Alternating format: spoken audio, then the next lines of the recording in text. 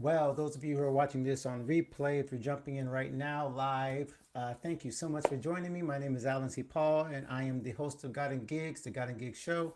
And we are here to do a creative checkup to help you build a better life from the inside out and to help you be an original in a copycat world. I'm so happy to be in a place with other creatives like you who believe in being yourselves and being authentic and creating original work, but not everybody feels that way. Not everybody in this creative space is, well, maybe they want to be original, but they don't always actually go through with it.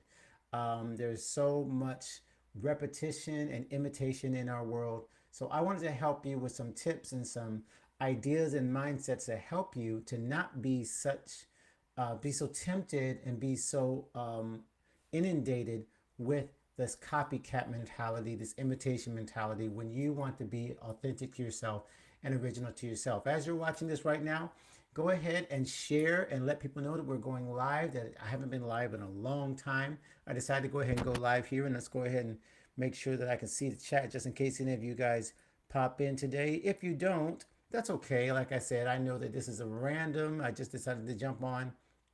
But I said, you know what? It's been a long time since I've gone live, and I decided it was probably a good time to show my face and not be hiding behind only the podcast or behind just the blog or the articles and things like that. So it's really good to see anybody who's jumping in on Facebook.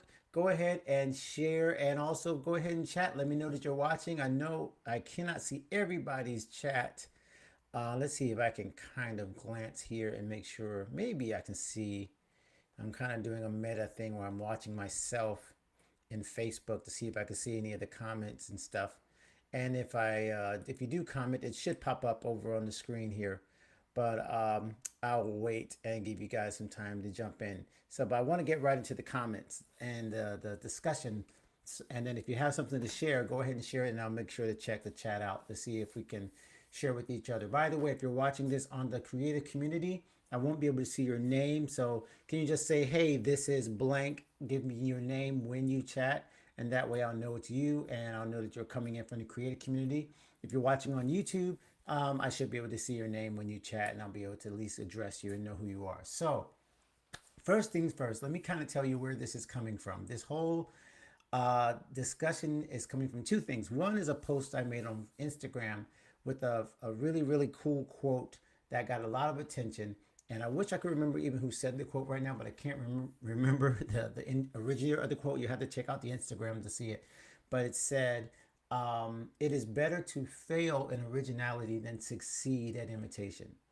And it got a lot of likes, a lot of reposts. I guess people really, that resonated with a lot of you, because that whole idea of trying to be an original and even failing at being original, the whole idea of, well, maybe no one listens. Maybe I put out something that's totally new, totally me, and it seems like nobody cared.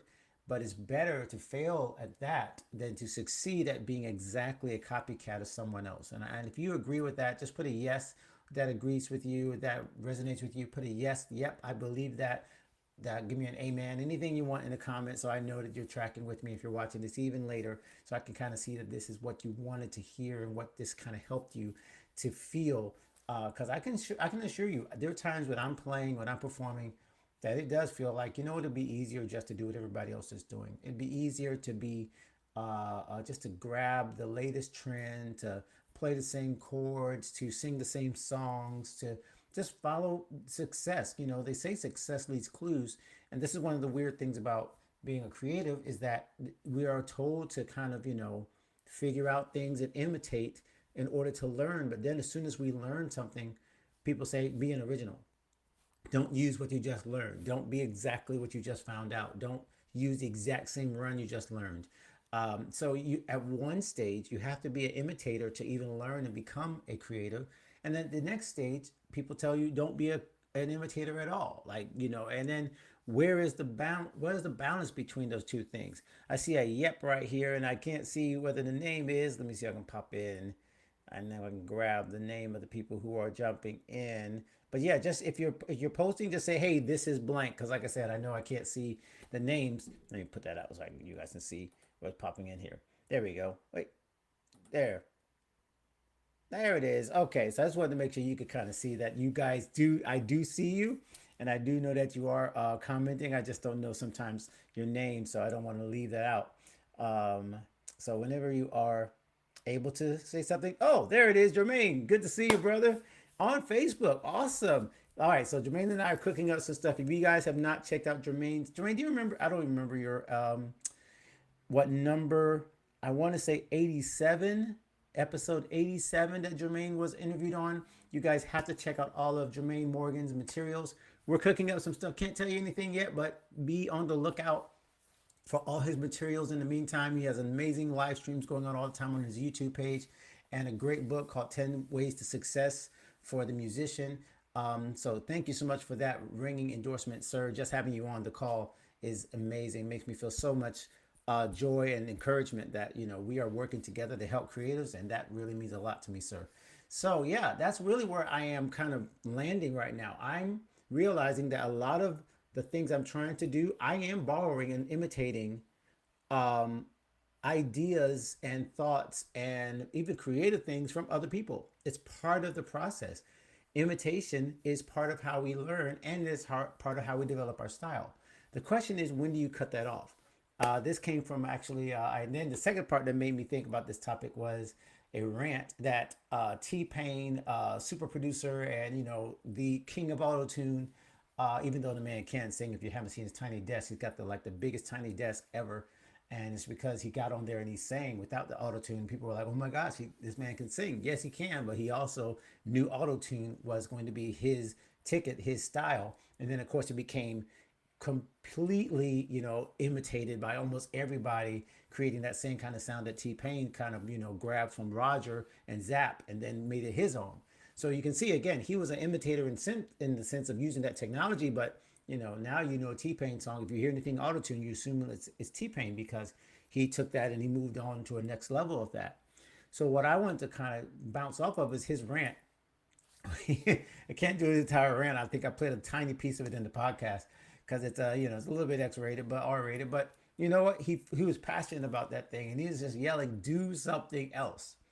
He was so tired of us doing the same thing that he was trying to tell us, stop doing the same thing, stop doing what you did last week, 2 weeks ago, copying the same rhythms, the same beats, and do something else. And that rant went viral a little bit, and I think I can understand how he felt because I hear it all the time. People are so tired of the same music, hearing the same four chords if you're in pop, hearing the same runs if you're in gospel, hearing the same lines, the same O's if you're in CCM. You name your genre, and there is a fallback. Am I right? If I'm right about that, tell me, hey, yeah, that's true. Because I don't care if you're a painter, if you're a designer, if you're a fashion designer, there are things that work. If you're a gospel organist, there are things that work. And if you simply do what the last guy did, if you use the same songwriting technique, there are BPMs, DJs, that work. And so the struggle is again, all right, so this particular creative thing works, but is it wise artistically? Is it authentic to imitate and simply do what the last guy did and what the last lady did, and find out later that people just got tired of you because you sounded like the last person? And then the line of originality comes in. The struggle is, Ja Will says the reason for that is that people love those runs. Yes, that's my point. It's so easy because we know those runs will work and they know people will respond. But what happens when everybody does the same run? And then people are like, "Oh my gosh, I'm so tired of that." Okay, so let's go back. Let's go back. I'll go gospel. Kim Burrell, Clarence Clark Sheard, even before all the Clark sisters. Um, everybody that made that those incredible gospel runs, like a thing. Leandra Johnson, like these are more modern people, but you can go all the way back, obviously, to Aretha, and people who just sang with that soul with an amazing ability. Ella and Jazz, like these are innovators, And yet we learn from these innovators, and people say, oh my gosh, I love that stuff. I love how that makes me feel. But at what point does it become repetition and imitation? And people aren't trying to be their own person. Instead, they're kind of just borrowing and borrowing and borrowing and never evolving into their own style.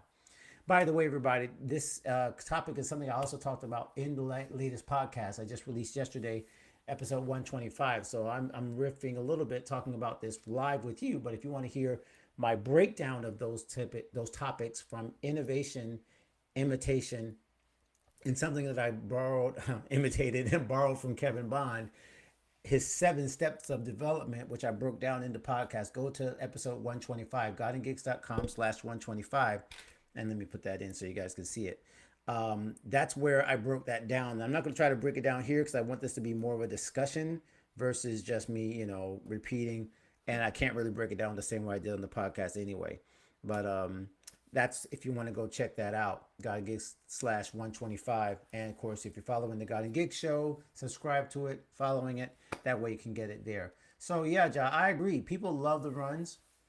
People love they love the same techniques. They love the BPM that always works, the one that makes them dance. They love the horns that make them dance. They love the lines, the 2 lines and the 2 notes in a rap in a Cardi B song or Meg Thee Stallion, and then it's like, okay, trap, that same beat's gonna get you no matter what, right? But at what point are you being an original? What does it take to get from originality from imitation? And that's what I broke down in the podcast, and I'll give you like a little hint of it. What it was this word called intimation. Kevin Bond taught this when he did this collective conference, and intimation is not the same as imitation. Okay, you see like a little switch in the words there: imitation, intimation. And intimation is in the dictionary. Webster said the first suggestion or a hint. An intimation is a hint. So I think the key of getting to the originality is you got to start intimation versus imitation. You got to give people something of yourself. And we have to start putting more and more of ourselves into our creative life so that our creations don't sound like each other. Because I'll tell you what, I might play the same jazz genre that someone else is, but someone else hasn't lived my life and hasn't expressed things the way I express it. And I always go back to this quote by Herbie Hancock. By the way, if this is helping you, always, I'm looking for anybody to say anything like, oh, hey, that's me, or any questions, by the way. I should say that as well. If you have questions about originality, imitation, if you struggle with this as far as your style, if you've been in music or you've been a songwriter or you've been a creative and you just like, oh my gosh, like everybody that makes it is because they did XYZ, and I don't want to do XYZ. I don't want to follow the same 7 steps that everybody followed to make a great song in the pop charts and try to do the same thing. I want to be original, but when I'm original, no one, like, people reject me because, oh, well, I don't get it. Right? And so every innovator has to go that lonely road. So if you have any questions about that, go ahead and share it with me, okay? So what I want to get into again is this intimation. Intimation is the idea that you are now introducing something new, introducing something that has not yet been introduced into the imitated style. And that first hint has got to be where you take that first step into the unknown. And I think a lot of us, again, we worry about, okay, if I do this and no one listens, if I try something and no one pays attention, what happens? Do I just disappear? Does everything just disappear? Is it even worth it to try it? And I can understand that feeling. I can understand that feeling of fear of, I think it goes both ways. I could be original and be ignored, or I could be imitating and be ridiculed. So both of these things come into almost like an imposter syndrome style comparison, worry about what other people think. And I want to free you up a little bit as an artist, as a creative. Number one, you're a special, unique. God blessed you and gifted you with unique talents, something that nobody else can do. You have to know for yourself that God gave you that, and that God would not create, just like he doesn't create any fingerprint the same, he doesn't make any creative the same. So even if you might be in a similar genre as someone and you're modeling your career and your sound after certain people, like, you are still you. I saw a great oh, I gotta find this Instagram. A great description of why someone does not worry about competition. And she basically said it in this as an influencer, but she said it really blunt, but it works. She said, I don't believe in competition. You're not me. That's it. I love the bluntness of that. And that's the thing. No one else is you. Your competition ends at the fact that no one else is you. Now, if you aren't careful and you try to model yourself after some other people, that could become an issue. But what you really got to do is really focus on the fact that no one else is you. So what do you bring to the table that's different than anybody else? What is your special sauce? What is the thing that God gifted you and gave you like a special message that even though there may be 1,000 singers and 1,000 creatives and 1,000 musicians and 1,000 writers and 1,000 people that are doing the exact same stuff, what do you bring to the table that's totally different that no one else has lived, that no one else has experienced? And that's what has to be that intimation, that first sign of something that's not the same as everybody else. And digging into that, the deeper you dig into that, the more you dig into your unique gift, your unique ability to express yourself. Now, let me just be honest. See, there's other people doing what I do even got in gigs. There's other creative ministry style, inspirational, practical movements and platforms to help creatives and musicians like you and I. I'm not innovative here necessarily. I took a lot of my ideas from another ministry, AEM, Arts and Entertainment Ministries. They inspired me. I still go back in times and look at Reverend Joel Pelsu's stuff. I still look at Jermaine's stuff. I still look at John Mike's stuff. I still look at so many other people who are doing this at a much higher level. And I borrow and I basically, Stravinsky said, a good composer does not borrow, he steals. And I'm thieving, but I'm telling people when I thieve and when I take things. So it's a truth that you have to imitate in order to find your path. But once you find your path, immediately insert yourself into it. Immediately look at who you are and start to talk about what your why is, what your experience is, why you create what you create, why you inserted this chord, why you did this, because it came from a place that nobody else has experienced and you're expressing it or trying to create it in a way that no one else ever has. And that leads to the innovation. That leads eventually to the innovation. Like I said, check out God and Gigs 125 for the whole explanation. I think I broke it down a lot better when I was a little, more flow and I was kind of in the flow of that. So I wanted to kind of share that with you. Don't get stuck in your fear of either being too original, being out there by yourself and being ridiculed, or your fear of being an imitator and only imitating people. You got to find that sweet spot. The imitation is necessary, but also originality is your birthright as a person, as a child of God, as a creative. If you're not giving in to you, okay, you got to give in to you. You can't hide from you. You got to look yourself in the mirror every day and say, hey, I'm the person that has been blessed to create this stuff, and I'm the one that's got to do it. So if you are doing that, then let me see here. I lost my place for a second. There we are. I got a different link. Let me show that link. There we go. So what I really want to encourage you to do again is dig in to that place, that originality. Don't let your fear of being an original, and then nobody noticing and nobody paying attention, because when you're authentic and you're original, you give permission for other people to be authentic and original. And the crazy thing is that the more people around you that are connecting on that level, the more you'll find that kind of that freedom to be an original. But you got to find the people around you. That's what God and Gigs is all about, is connecting a community of originals. So we're all unique at our own way, and at the same time, we're feeding each other by staying connected and being in this common place to be our unique selves. It's almost a spiritual principle where the Bible talks about the church, and our communities are built of, the eye can't say to the hand, I don't need you, and the ear can't say to the foot, I don't need you. Like, we all need our differences. Our differences make us stronger. But as creatives, if we don't get around people who are different and don't allow that into our lives and don't allow those influences, then sameness does creep in. And it's like, okay, I guess I got to be like everybody else. And then somebody else comes and say, no. I'm over here doing this, and I'm totally different from everybody in my field, and I'm making it. So you can be totally different in your field, and you can make it.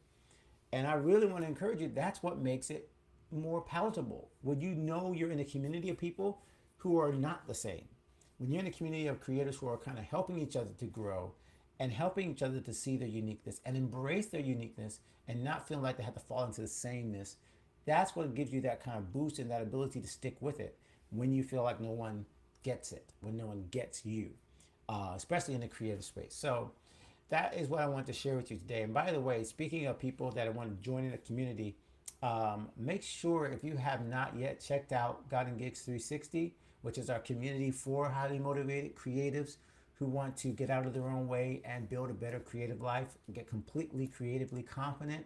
If you need that kind of boost of inspiration and encouragement from other people so you don't feel like you're all by yourself as a unique, original creative, there's a really cool promotion that I'm going to be running for the next 3 days. It's back to school time, as you know. A lot of us parents, and my kids are older now. I have one in college, but she's getting ready for school. And a lot of us with younger kids, we're getting our kids ready to get back into school. It seems like the summer just went like that.